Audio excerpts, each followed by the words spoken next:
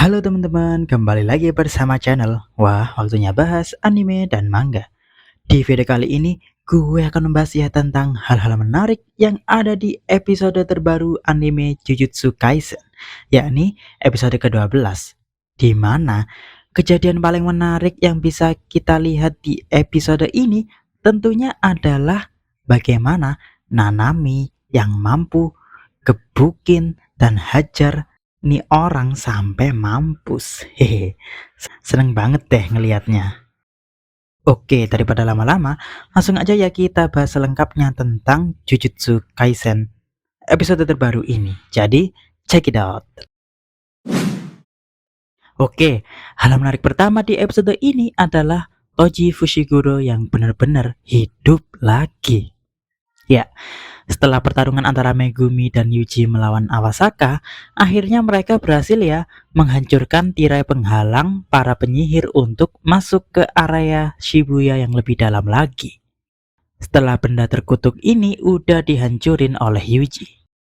Tak lama, mereka yang menunggu-nunggu Ino untuk bergabung kembali bersama mereka semua, ternyata beneran kesampaian dong. Tapi Ino datang dengan terjatuh dari gedung tinggi, bukan datang secara wajar ya. Sehingga Megumi memanggil Nue, salah satu Shikigami miliknya, untuk menahan Ino agar bisa jatuh dengan pelan dan hati-hati sehingga bisa sampai di tangan Yuji. Terlihat ya, Ino cedera sangat parah. Dia pun juga nggak sadarkan diri setelah pertarungannya kemarin melawan Toji Fushiguro atau Toji Zenin, ayah dari Megumi, yang telah dibangkitkan oleh Nenek Ogami dari kematian. Nah, disinilah masalahnya. Awalnya Nenek Ogami santuy-santuy aja ya. Seperti biasa, entar cucunya ini bakal mampu melanjutkan misi mereka dengan membunuh para penyihir Jujutsu menggunakan tubuh Toji ini. Naasnya, ternyata tiba-tiba ada yang aneh dengan cucunya itu. Dan akhirnya Nenek Ogami pun sadar kalau cucunya udah nggak ada. Sekarang tubuh itu benar-benar dikuasai oleh pemilik asli tubuhnya, yakni Toji Fushiguro, bukan cucunya lagi. Walaupun Nenek Ogami udah mengantisipasi kejadian ini dengan membangkitkan dengan hanya tubuhnya Toji, bukan termasuk jiwanya. Tapi kenapa jiwanya Toji juga ikut bangkit coba? Hehehe. Nah, gini teman-teman, itu ada hubungannya dengan heavenly restriction atau semacam anugerah dan kutukan pada setiap manusia di dunia Jujutsu Kaisen. Salah satunya Toji ini, di mana Toji di sini dia kan bilang kalau dia manusia spesial kan ya. Maksudnya apa? Nah yaitu, kembali ke heavenly restriction, ada bayaran dan ada pula yang didapat. Nah Toji, walaupun dia keturunan Zenin, tapi dia sama sekali nggak punya energi kutukan. Benar-benar nggak ada gitu. Jadi dia nggak bisa menggunakan teknik-teknik segala macam, mirip penyihir-penyihir lainnya. Yang bisa dia lakukan hanyalah lewat serangan fisik biasa aja. Mirip-mirip Maki gitulah ya. Sama-sama dari klan Zenin juga. Tapi Toji lebih ekstrim. Sehingga gantinya dari dia yang nggak punya teknik kutukan itu, Toji punya tubuh super yang mampu menahan berbagai macam teknik kutukan dari lawan. Itulah sebabnya Toji yang kini dibangkitkan mampu membuang jiwa cucu Ogami ini. Karena dia kebal terhadap hampir semua teknik kutukan termasuk tekniknya nenek ini. Makanya sekarang jiwa asli Toji mampu kembali ke tubuhnya yang dulu, alias Toji sekarang benar-benar hidup kembali dan mampu bertindak sesuai yang ia inginkan. Wow, dan bisa kita lihat ya bagaimana dia langsung menghajar nenek Ogami ini. Oke, hal menarik berikutnya adalah kesadisan Mei Mei dalam menghabisi lawannya.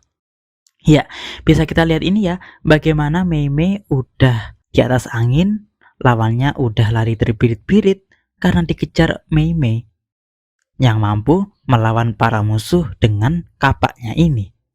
Karena seperti yang kita tahu ya, teknik kutukan milik Mei Mei adalah pada burung gagak.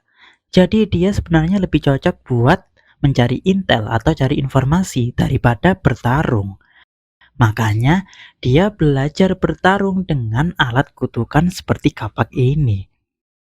Bisa kita lihat, walaupun sang lawan udah nyerah, Meme masih aja ngomong segala macem, khususnya tentang nilai dari seseorang. Baginya, bukan teknik penyihir yang hebat lah yang memberikan orang tersebut nilai yang tinggi, tapi siapapun yang paling berguna, khususnya bagi dirinya, bagi Meme itu adalah orang yang paling hebat. Sayangnya, musuh Meme ini sama sekali nggak berguna, nggak bisa ngasih info apapun ataupun memberikan kegunaan lain. Jadinya bagi Meme ya udah dibunuh aja deh orang yang bernilai rendah seperti musuhnya ini. Hehehe. Sampai ketika akhirnya setelah tirai penghalang turun, Meme yang ingin pergi ke dalam lagi mendapati dirinya bertemu dengan Geto. Walaupun ini Geto palsu ya. Tapi Meme kaget melihat Geto ini. Bukannya Geto udah mati dibunuh Gojo setahun yang lalu. Dia pun akhirnya mulai berpikir macam-macam. Jangan-jangan kekacauan di Shibuya ini ulah dari Geto dan Gojo, di mana Geto yang harusnya dibunuh tahun lalu nggak jadi dibunuh Gojo, melainkan disembunyikan untuk nanti mereka bakal menghancurkan petinggi-petinggi Jujutsu seperti yang selalu digaung-gaungkan oleh Gojo, yakni revolusi. Meme pun akhirnya jadi semakin percaya dengan hal itu ketika Geto ini mengeluarkan teknik yang sama dengan Geto yang dulu, yakni teknik manipulasi kutukan. Berarti fix dong ini Geto, pikir Meme. Roh kutukan spesial dari Geto ini tanpa basa-basi langsung mengeluarkan domain expansion dan mengurung Meme dalam semacam peti. Lalu bagaimana yang terjadi berikutnya? Akan kita lihat ya di episode berikutnya. Karena sekarang kita bakal menuju ke hal paling menarik di episode ini, yakni Nanami yang menghajar Haruta Shigemo alias Barbie, sebutan dari para fans ya, sampai mampus. Ya, kita disajikan ya di awal-awal episode bagaimana Nanami yang sedih karena Ijichi, salah satu asisten manajer Jujutsu, harus terluka parah. Begitu juga dengan para asisten lain. Karena ternyata ada seseorang yang sengaja mengincar para orang berjas hitam. Nah, orang itu adalah Haruta Shigemo. Nah, Shigemo ini akhirnya sampai pula ya bertemu dengan Nita dan Nobara. Jelas, Shigemo dengan gayanya yang bikin kita jengkel ini langsung mencoba menyerang Nita, sang asisten manajer, karena emang itu ya tugasnya, dengan berpura-pura meladeni Nobara. Terlihat ya bagaimana pengalaman antara keduanya jauh berbeda. Shigemo mampu menghindari serangan-serangan Nobara, sekaligus mampu menyuruh pedang spesial miliknya mencari Nita yang kabur. Dan akhirnya tertangkap deh Nita, kakinya tersayat oleh pedang ini, terjatuhlah dia. Shigemo yang mengejar juga langsung ikut menendang Nita dengan sekuat tenaga. Aduh, Nobara tak tinggal diam ya. Tapi dia langsung mencoba menyerang Shigemo dan mampu menerbangkan pedang miliknya ke atas langit-langit. Akan tetapi Nobara nggak tahu kalau teknik dari Shigemo yang mampu menggerakkan pedang khusus miliknya bisa membuat Nobara terpukul wajahnya oleh tangan di ujung pedangnya ini. Pukulan yang sangat keras itu bikin Nobara jadi sempet nggak bisa menggerakkan tubuhnya. Karena benar-benar saking kerasnya hantaman tadi. Dan di sanalah Shigemo mulai melanjutkan aksi nyebelinnya dengan budget-budget nggak jelas. Plus dia menusuk kaki Nita berkali-kali. Aduh, intinya nggak kuat deh kita nontonnya. Benci banget sama nih orang. Sampai akhirnya ada suara kaca pecah di sekitar. Dan terlihatlah sosok mengerikan muncul dari sana. Ya, tak lain tak bukan adalah Nanami. Akhirnya datang memberi bantuan. Dengan mencabut dasinya, yang merupakan tanda bahwa Nanami sedang serius, Nanami mencoba bertanya ke Shigemo, di mana letak kawan dia berada. Shigemo yang gak mau jawab pertanyaan itu akhirnya dipukul Nanami dengan teknik kutukan rasio miliknya, sampai hampir mati. Hehehe. Ditanya lagi dengan wajah yang serem ini, plus ditarik rambutnya yang mana beda dengan di manga ya. Di anime kita bisa ditunjukkan bagaimana Nanami jadi makin keren dan bagaimana si Barbie ini jadi makin kayak pecundang. Hehehe. Keren deh animenya. Nah di sanalah akhirnya Shigemo bilang kalau dia tidak tahu letak kawannya.